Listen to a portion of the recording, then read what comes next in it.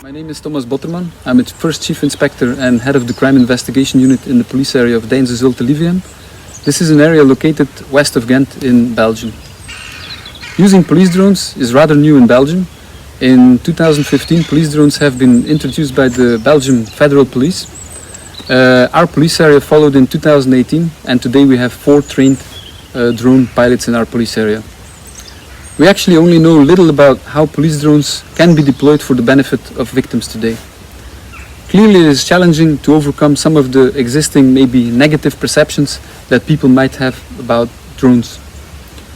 When we say drones, we think Big Brother is watching you, or intelligence gathering, or surveillance. We even might think that this is only about breaching our privacy. Focusing on victim support, I would like to provide you with a brief overview on how the development or deployment of police drones has been functioning for the benefit of victims in our police area. This is based on our humble 2 years of operational experience that we have. Victims might of course rightfully question how police drones could be for their benefit.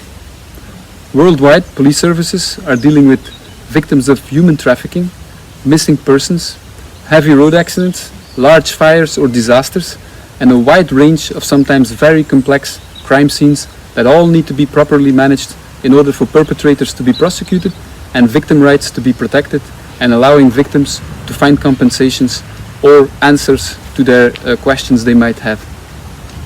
Today I'm actually present on a search operation for a missing person. We will use our thermal camera, allowing us to make body heat visible for us on one hand, and on the other hand the drone will allow us to cover a large area within a limited time, but in an organized way. We will be able to see which areas we have searched, so we can just further continue. We will also be able to reach areas that can't be reached by ground teams. We have also used this thermal camera during police operations against human trafficking. It allowed us to register the facts and find locations where victims have been placed, and it gave us an insight in how human traffickers work. With the support of our drone, we were able to return victims of human trafficking to a much safer place than the truck or the container that is placed on the truck. This thermal camera has also supported search and rescue operations after some very heavy home fires. This was mainly in support of our local fire brigade. And on the other hand, using our police drones also brings accountability for our actions to the citizens we serve in our daily work. It allows us to show or explain to relatives of missing persons which actions can be undertaken or have been undertaken to find their beloved ones. We are also able to integrate lessons learned in police training and to improve future police operations. To conclude, I would say that it is strongly advisable to further integrate the usage of police drones in daily police work for the benefit of victims.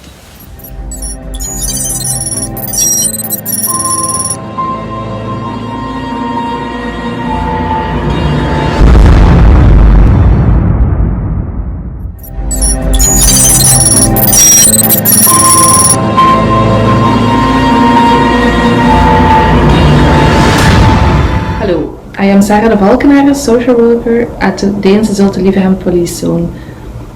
Hello, I am Evie van den Driessen. I'm a specialized chief inspector of the police zone Ghent. And we are both victim counselors. We have the pleasure of addressing you and would like to present some of the tools used in our police zones. These tools ensure that victims are better assisted. First, I will talk about the ANPR. Our police zone has been using ANPR cameras at fixed locations on the main approach roads for several years now. ANPR stands for Automatic Number Plate Recognition. The license plates of vehicles passing by the location are read by the system. The software then compares the license plate read with license plates included in lists, such as stolen vehicles, wanted vehicles, uninscribed vehicles. In the context of a missing person, a list can be made with the license plates of vehicles of the missing persons. Also, when suspects of stalking or intrafamilial violence are known, we can get a warning through the system when the vehicle of the suspects enters our police zone. So this can be a hit. A second tool we want to address is Focus. Within the integrated police, the Focus application is also currently being rolled out in all federal and local services. Focus is an application that runs on mobile devices such as your tablet or smartphone. In this application, various applications are offered that simplify the work of the police officer on the ground. Checking identities and license plates, exchanging messages, creating photo files. When services are looking for a missing person, the application can easily share the photo of the missing person with the patrols on the road. The police officer is also able to receive an update of the intervention 1 second after reporting the violence, for example.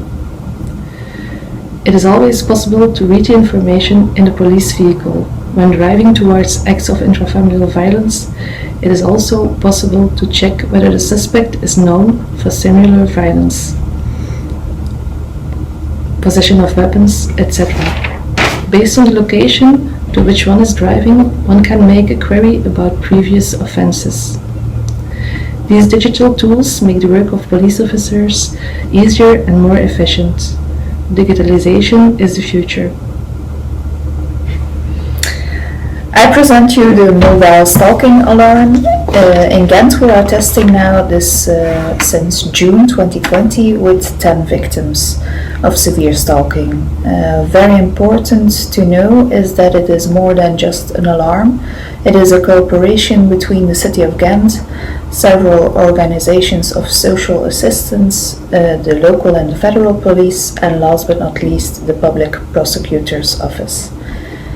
Together we decide if an alarm is necessary and we look which partner can help the victim in different ways. This button is connected to the mobile phone. I will show you.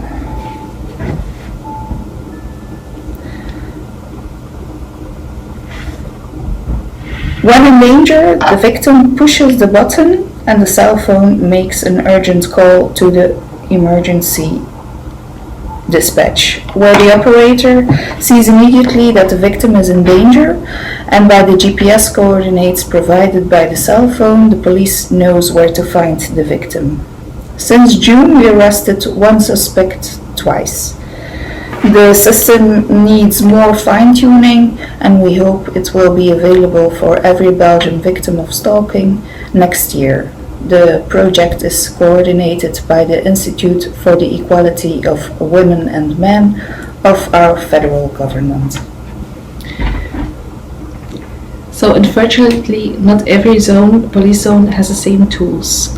In spite of the fact that victimization knows no boundaries, there is still work to be done at structural approach across the borders of police zones. So we hope you have learned something from our explanation, and thank you for your attention. Thank you. Goodbye.